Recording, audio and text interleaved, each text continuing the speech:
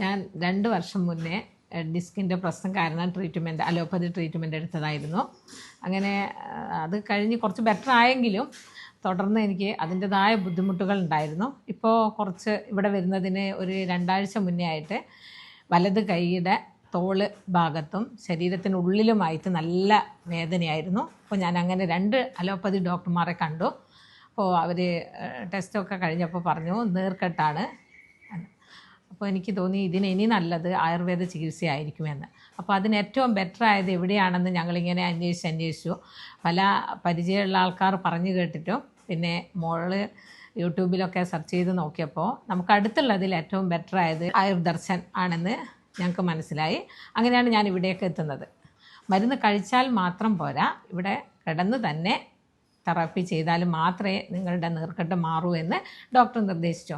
അതിൻ്റെ അടിസ്ഥാനത്തിൽ ഞാൻ വീട്ടിൽ പോയി 2-3 ദിവസം ഇവിടുത്തെ മരുന്ന് കഴിക്കുമ്പോഴത്തേക്കും ഒരു മരുന്ന് തടവാൻ തന്നിരുന്നു. അത് വെക്കുമ്പോഴത്തേക്കും എനിക്ക് വേദനയ്ക്ക് നല്ല ഒരു മാറ്റം വന്നു.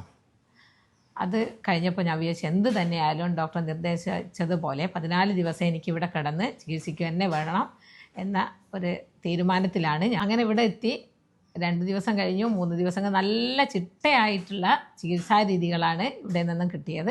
5 ദിവസം ആകുമ്പോഴത്തേക്കും എനിക്ക് നല്ല മാറ്റം വന്നു. ഇപ്പം ഞാൻ ഇവിടുന്ന് പോകുമ്പോൾ ഞാൻ തികച്ചും രോഗമുക്തയാണ് എന്ന് തന്നെ എനിക്ക് പറയാം. രോഗമുക്ത മാത്രമല്ല, വേദനയിൽ നിന്നും എൻ്റെ ശരീരം മുക്തിയായി നേടിക്കൊണ്ട് തന്നെയാണ് ഞാൻ ഇവിടുന്ന് പോകുന്നത്.